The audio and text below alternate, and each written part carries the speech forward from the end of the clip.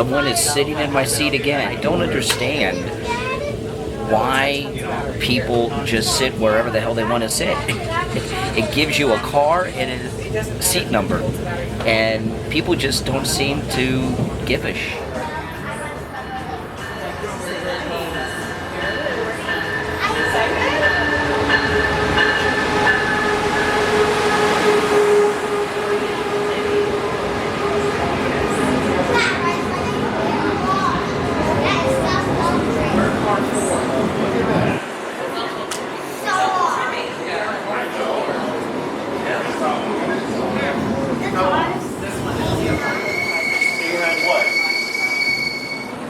We are taking the Brightline from Boca to Fort Lauderdale today.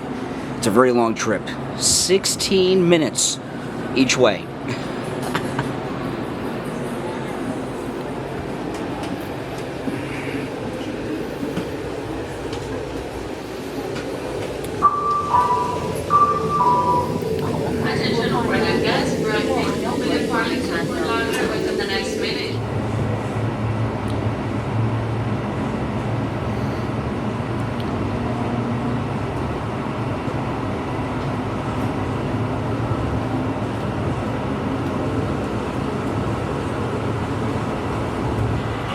Hey everyone, Brian here. I am on the Brightline and I am vlogging today on the Canon PowerShot V10, which everyone says is the best vlogger camera there is.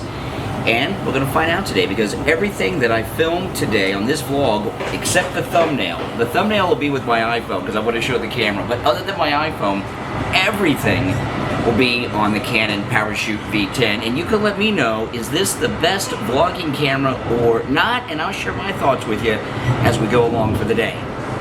I'm sitting in this place between cars, which is really kind of shaky. The cars aren't shaky, but this area is, and the reason I'm sitting here is because someone is sitting in my seat. I've taken the Brightline 4 times. Of those 4 times, 2 times, someone's sitting in my seat. Which may not seem like a big deal, you see a lot of empty seats, but you can actually pick and choose your seat that you want to have. Now this is just a short trip, so I don't mind so much. If I was going from Boca to Orlando, I would mind. But from Boca to Fort Lauderdale, 16 minutes, it's no big deal. Also, the microphone that I'm using is the built-in microphone on the Canon V10.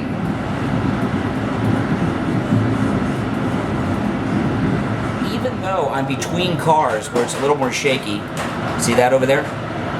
Look at my drink. It's not moving too much. Now, we're not going over 100 miles an hour. We're going about 85 to 90 right now. That's pretty good. Here's the bathroom. You push it, it'll let you in. And so far as bathrooms go on trains, it's pretty big. Hey guys. Very nice sized bathroom. And you shut it, and when it's red and shut, it is locked. So you don't have to worry about someone coming in.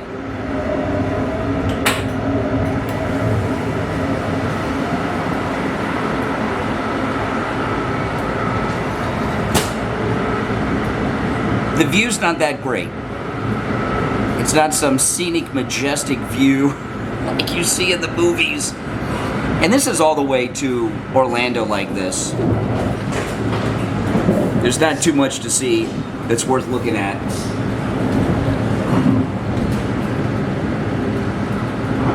Now, a really cool thing about this camera, when you are filming, you get a red square that blinks around the screen. So when you're looking at it, you can tell that it actually is filming. You don't see the red blinking, you're not recording. We're coming into Fort Lauderdale now, Most of the Brightline stations are in very industrial parts of the city.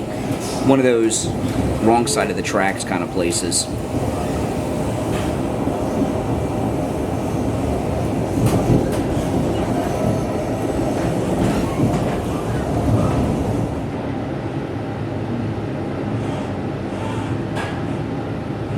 Welcome to Fort Lauderdale. We will only be stopping station ground. Thank you for riding Brightline. Bienvenidos a Fort Lauderdale. Solo nos detendremos en la estación por un momento. Gracias por viajar en Brightline.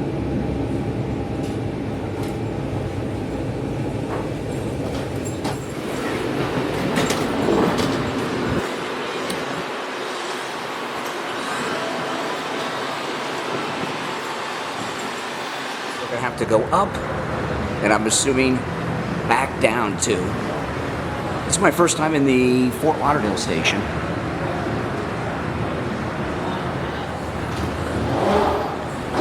I'm surprised.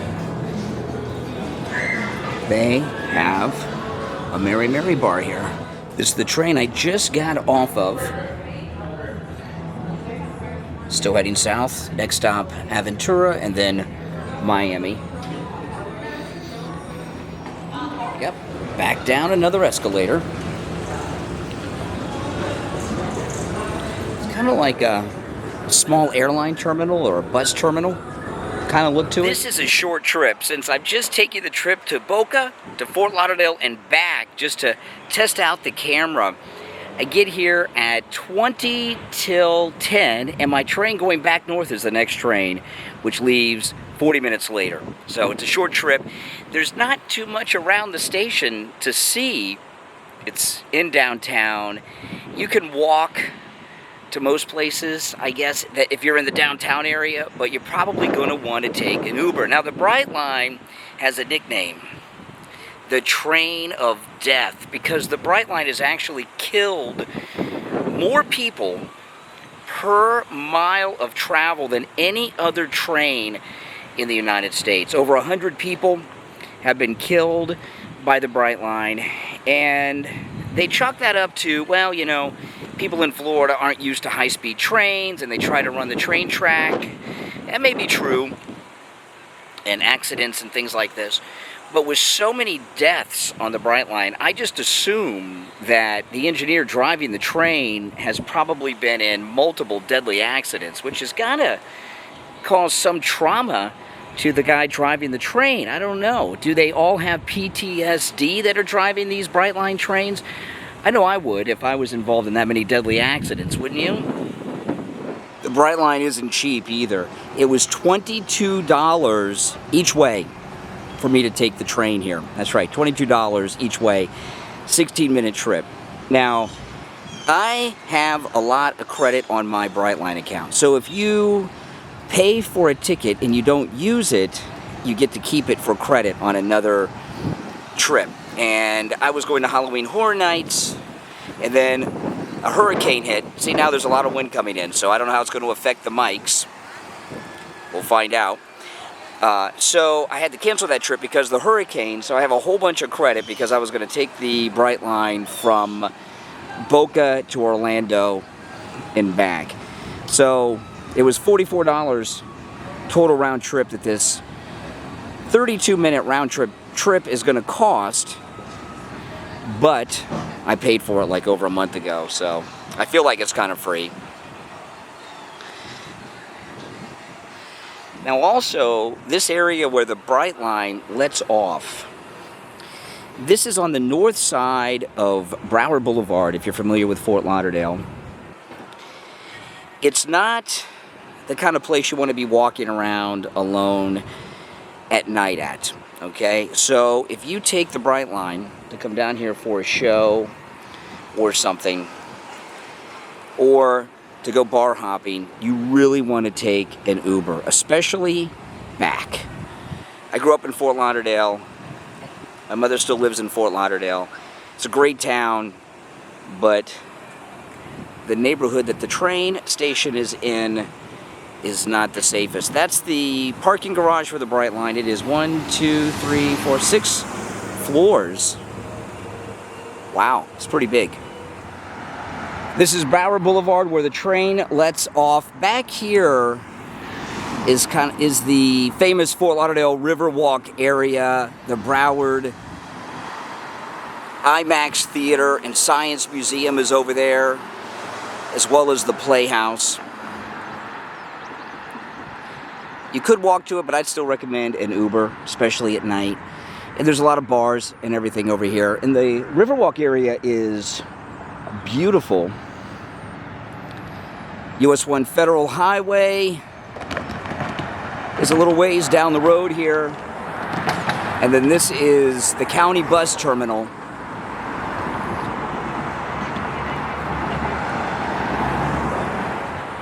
This is the third time I have vlogged with this camera, and I like it. It's simple, it's easy to use. The only time I've had any trouble with the mics is when I'm doing this view. If I have my arm too far out, I get kind of off mic. But other than that, I love it. You know, I know a lot of people on YouTube are, oh, it's not up to my standards. You can't do this with it. You can't do that with it. You know, when I'm vlogging, I just want to point, I want to shoot, and I want to edit the video.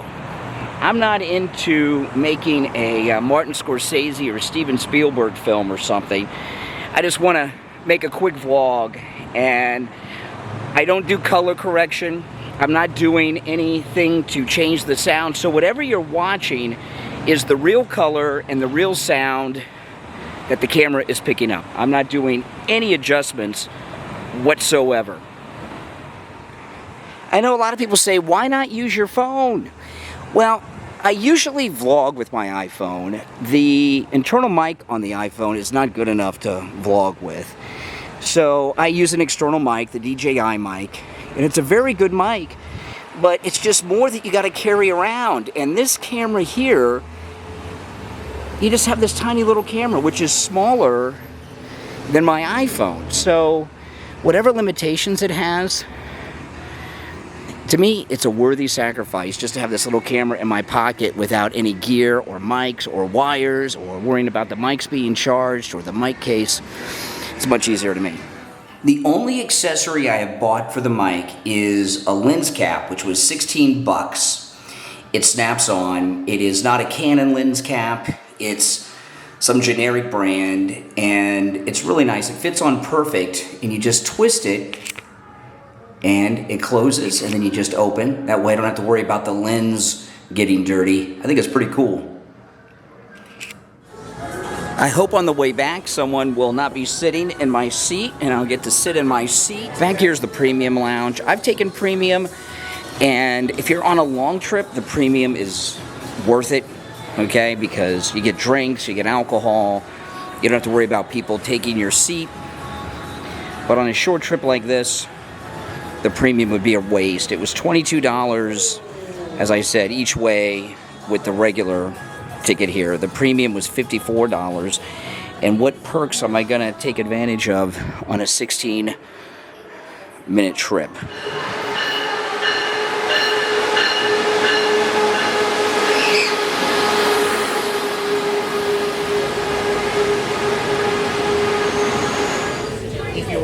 Someone is sitting in my seat again, and the train is pretty full, so I'm sitting at the back of the car in the disability area. Luckily, there's no one here that needs the space, or I'd be standing, you know, because sometimes people aren't just sitting in a seat that they're not assigned to, they're sitting in the wrong car. So the car is filled, someone's in my seat. Now, like I said, when I went to Orlando when this happened, I said, hey, that's my seat. But since I just have one stop, 16 minutes, I'm not going to make a big stink about it. But I don't understand why people just sit wherever the hell they want to sit. It gives you a car and a seat number. And people just don't seem to give a shit. I mean, it's just ridiculous. Welcome aboard. Now, when you do go premium, no one sits in your seat in premium. Only when I ride in the smart car, which is, I guess, like the equivalent to coach, does that happen. This is the on-board menu, but before they would give me my food, I would be at my stop. Let's see what they have here. All-day breakfast. Fresh fruit cup, $8. Egg and cheddar cheese protein box, $12. A pastry, which is a muffin. A loaf or yogurt plus a soft drink, $7. A cheese plate with a glass of wine, $20. Meat and cheese deli tray, $12. Smoked turkey. Oh. Fancy wines here. You can get a half bottle of wine to share for $75. That's champagne, by the way. $75 for a half bottle of champagne. Wine by the glass, $10. Drinks on the rocks, $12. Mimosas, margaritas, Bloody Marys. They got it all. Those are $14. So, if you look at how much you're going to eat or drink, and you look at the cost of the premium ticket, that includes drinks and some food, is it worth it? One reason it's a little more crowded here in Fort Lauderdale is people are taking the train to and from the airport or the cruise port. And on my next cruise, I'm thinking about maybe taking the Brightline, because it cost me about $120 to $150 to park for the week at the port. I got to deal with all that. I could take the train, and an Uber, it might be, well, it's definitely cheaper, and it might be actually a little more convenient. We're almost back to Boca. The trip was so short, round trip, I still have some of my drink left.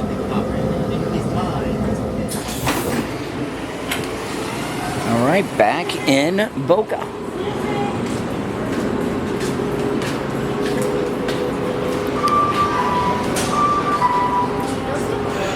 Me personally, I like this camera.